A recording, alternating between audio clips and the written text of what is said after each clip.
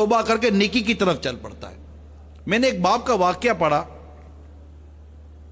طویل واقعہ ہے, بہت طویل واقعہ ہے, میں اس کو کوشش کر رہا ہوں شارٹ کرنے کی. وہ واقعہ کچھ یوں تھا کہ تھا وہ شادی شدہ مرد, بالکل دین سے دور, گھومنا پھرنا, دوستوں میں رہنا, گل چھڑے اڑانا, تفریح کرنا. کو فیملی پرسن نہیں تھا, جس کو کہتے ہیں نا ایک آدمی میچورڈ ہو جاتا ہے.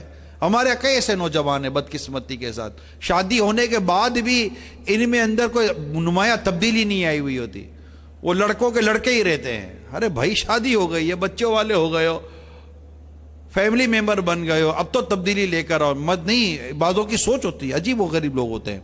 پھر ایسوں کے گھر بھی بدقسمتی کے ساتھ آگے پیچھے ہو جاتے ہیں. خیر, میں جو عرض کرنا چاہ رہا ہوں, وہ اس نے کوئی پروگرام بنایا ہوا تھا دوستوں کے ساتھ. تو جب یہ پہنچا گاڑی لے کر تو دوست تو چلے گئے. اب یہ پریشان گیا کدھر چلے گئے, کوئی رابطہ ملا کچھ بھی نہیں ہو سکا. بڑا افسوس کر رہا تھا کہ یار آج رات پتہ نہیں, لگتا ہے گھر پہ ہی گزرے گی, یعنی گھر پہ گزرے گی رات, اس پر افسوس ہو رہا تھا اس کو. خیر, یہ واپس آیا گھر پر. گھر میں بھی حیرت ہوئی کہ آج یہ رات گھر میں. اب یہ مصیبت بھی ہے, یہ ایک اور مصیبت ہے کہ ایک تعداد ہے جو راتیں باہر گزار رہی ہے اور دیر سے گھر پر آتی ہے. مطلب پوری راتیں یہ مطلب گناہوں میں گزار دیتے ہیں, بھئی فضول قسم کی راتیں گزارتے ہیں. خیر, وہ رات گھر آیا تو بیوی کو بولا کہ اب کچھ چائے وائے بناؤ, ایسے کچھ, دوست تو چلے گا, اب رات یہیں گزاروں گا. کمرے میں گیا, ٹی وی آن کیا اور فلم دیکھنی شروع کر دی, جو بھی ایک انداز ہوتا ہے. بیوی نیک تھی, کہنے لگی خدا سے ڈرو, بچی بیمار ہے, خود اس کو خیال کرو, کیوں گناہ کر کے راتیں کالی کر رہے ہو, اپنا کام کرو, جاؤ چائے دو, مجھے میرا کام کرنے دو, تم جاؤ سو جاؤ. اس نے بیوی کو جھاڑ کر بھیج دیا. بیوی چلی گئی. وہ کمرہ اپنا بند کر کے دیکھ رہا تھا فلمیں, جو بھی دیکھ رہا تھا. تھوڑی رات ہو گئی, اس کی بیمار بیٹی لڑکھڑاتی ہوئی کمرے میں داخل ہوئی, اور کمرے میں جیسے اس نے ہینڈل نیچے کیا تو وہ تھوڑا سا ڈرا کہ کون آیا ہوگا.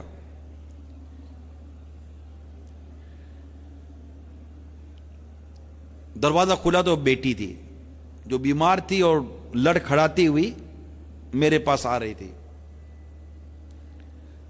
مجھے بڑی سنجیدگی کے ساتھ میری بیٹی نے دیکھا. کیا کہتا ہے آدمی, مجھے میری بیٹی نے بڑی سنجیدگی کے ساتھ دیکھا اور بڑے ہی بھولے انداز میں اور بڑے پیارے انداز میں مجھے یہ کہہ کر چلی گئی, ابا جان اللہ کا خوف کیجیے, ابا جان اللہ سے ڈریے. اتنا کہا اور الٹے قدموں واپس چلی گئی. میں نے میری بیٹی کو بہت آوازیں دی, لیکن بیٹی میری واپس مڑ کر نہیں آئی. میں تھوڑا سوچتا رہا, یار واقعی میری بیٹی تھی کہ وہ خیال تھا. میں اٹھ کر کمرے میں گیا, بیڈ روم میں دیکھا تو وہ اپنی ماں کی گود میں سر رکھ کر مجھ سے بات نہیں کر رہی تھی, بیمار تھی اور بیماری میں پڑی رہی. اب میں اپنے کمرے میں آیا, میرے دماغ میں میری بیٹی کی آوازیں گونج رہی تھی, ابا جان اللہ کا خوف کیجئے, ابا جان اللہ سے ڈریے, ابا جان اللہ کا خوف کیجئے, ابا جان اللہ سے ڈریے. گونج, جیسے کہ ابھی دیکھیں یہاں تھوڑی آواز گونج رہی ہے نا, وہ کہہ رہا ہے کہ میرے کمرے میں میری بیٹی کی آواز گونج رہی تھی. میں بے چین ہو گیا, میرا دل اچاٹ ہو گیا. اب میں فلم دیکھوں تو دیکھی نہ جائے, گانے سنوں تو سنا نہ جائے. میں پریشان کہ میں کروں تو کیا کروں. بیٹھے بیٹھے پتہ نہیں کیا دل میں میری ہلچل مچنی شروع ہو گئی. میں نے کہا کیا کوئی غیبی آواز تھی, کیا تھا, اتنا بول کر چلی گئی اور اب میری نیند اڑ گئی, نیند نہیں آ رہی, پریشان ہو گیا ہوں.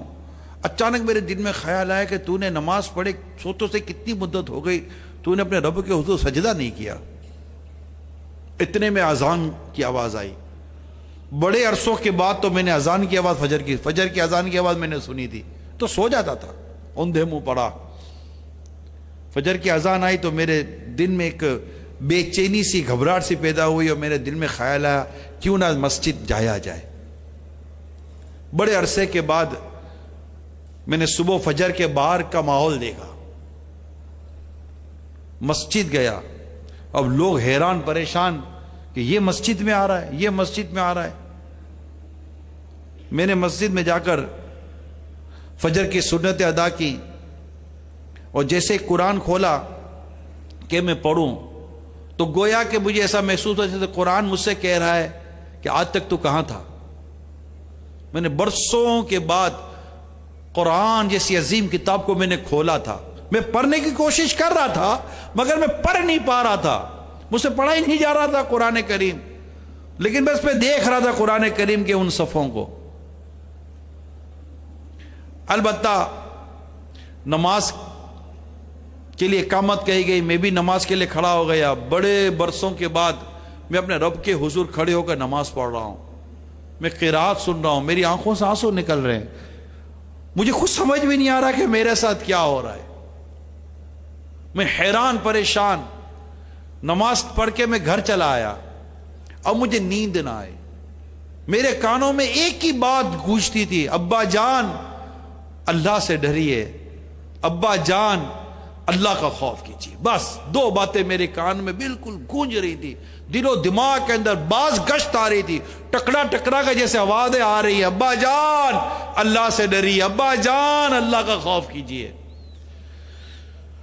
اور میں مجھ سے سویا نہ جائے. میں اٹھا اور آفس چلا گیا.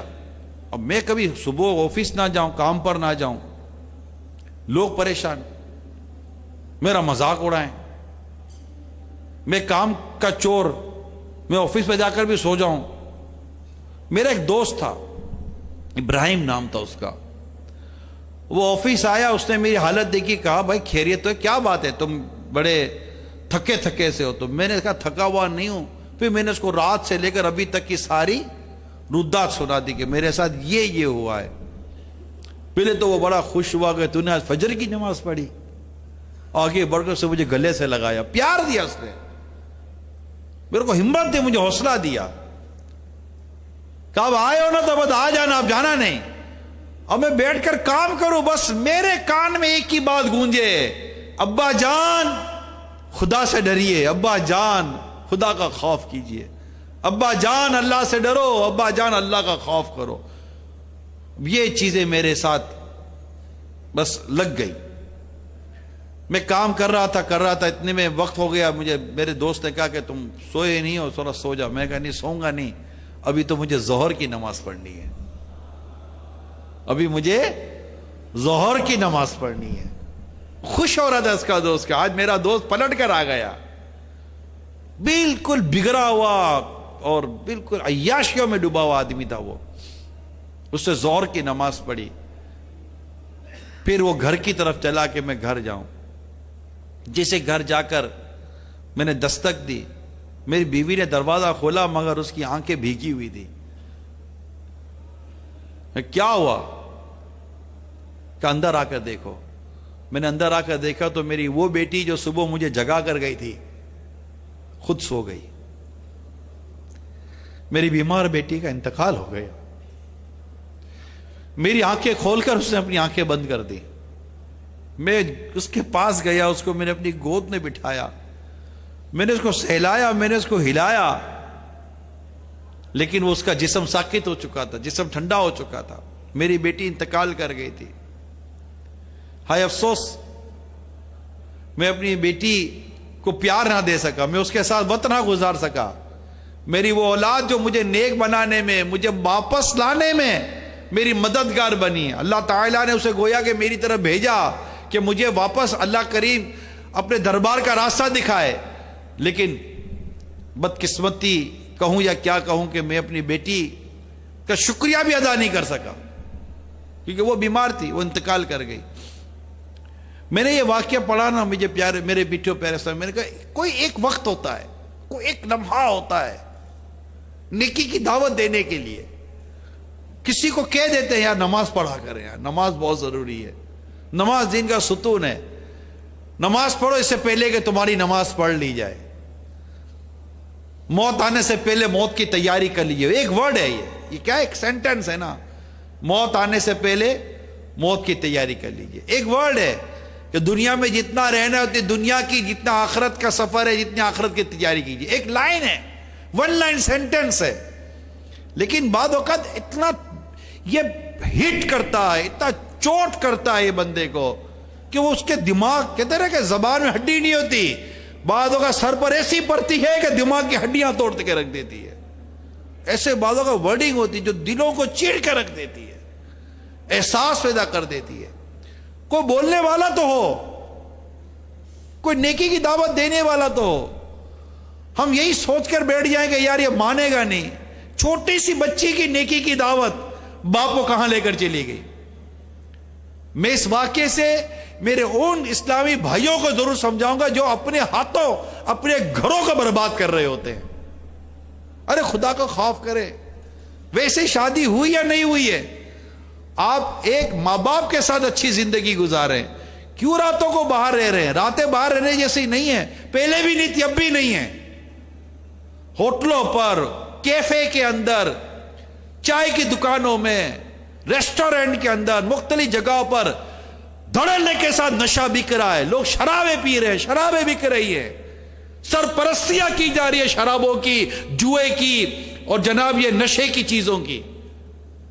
ایسے کوئی نہیں بیچ کر کوئی دے کر چلا جاتا جب تک کہ ان کو بیک اپ نہ ہو، جب تک ان کی سرپرستی نہ ہو۔ یعنی یوں سمجھو کہ ہر طرف سے لوٹ مار مچی ہے میرے میٹھے پیارے اسلام بھائی، اور ہم آ رہے ہیں کہ آؤ مجھے لوٹ لو۔ ہم آ رہے کہ ٹھیک ہے باہر بیٹھتے، نوجوان راتوں کو جا کر باہر بیٹھتے ہو، گھر پر آ کر رات بھر موبائل لے کر اور الٹے سیدھے کام لے کر اب اپنے گھر کو تباہ کرنے پر تلے ہوئے ہو۔ آپ کے بیوی بچے آپ کا انتظار کر رہے ہوتے ہیں، آپ کے ماں باپ آپ کا انتظار کر رہے ہوتے ہیں، اور آپ ہیں کہ آپ کو باہر عیاشی سے فرصت نہیں۔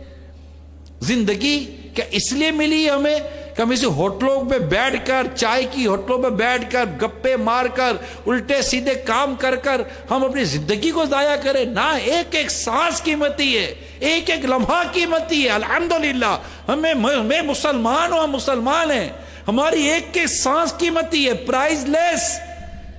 اللہ کے ذکر کی نیت سے کہیں سبحان اللہ، اللہ پاک ہے، کہو سبحان اللہ، کہیں سبحان اللہ، سبحان اللہ۔ ایک سیکنڈ میں ایک سبحان اللہ کہا میں نے، ایک سیکنڈ میں ایک سبحان اللہ کہا، اور جو ایک بار سبحان اللہ کہتا ہے اللہ تعالیٰ اس کے لیے جنت میں درخت لگا دیتا ہے۔ میری سانسیں کیا برباد کرنے کے لیے؟ میرا رب مجھے ایک سبحان اللہ کہنے پر اس کا ذکر کرتا ہوں میرے لیے جنت میں درخت عطا فرماتا ہے۔ تو اللہ اکبر، لا الہ الا اللہ، واللہ اکبر، سبحان اللہ، والحمد للہ، لا الہ الا اللہ، واللہ اکبر، سبحان اللہ، والحمد للہ، لا الہ الا اللہ، واللہ اکبر۔ 10 سیکنڈ لگے۔ کتنے سیکنڈ لگے؟ یہ جو میں نے 4 کلمات کہے نا، سبحان اللہ، والحمد للہ، لا الہ الا اللہ، واللہ اکبر، جو میں نے پڑھا کتنے سیکنڈ لگے؟ 10 سیکنڈ لگے۔ روایت میں آتا ہے جو یہ 4 کلمات پڑھتا ہے اللہ تعالیٰ اس کے لیے جنت میں 4 درخت عطا فرماتا ہے۔ اللہ اللہ اللہ اللہ اللہ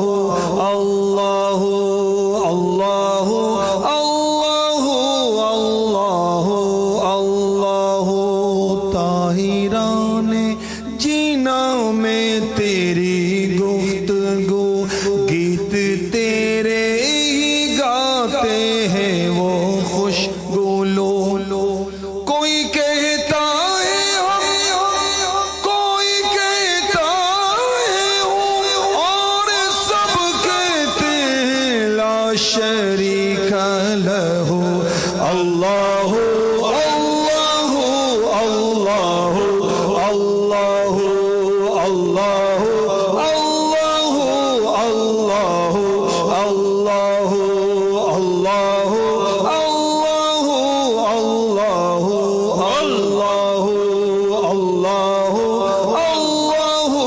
الله الله خواب نوری میں آئے خواب نوری میں آئے وہ نور خدا خواب نوری میں آئے وہ نور خدا بقع نور ہو اپنا ظلمت کدا بقع نور ہو اپنا ظلمت کدا نوریوں کی طرح شغل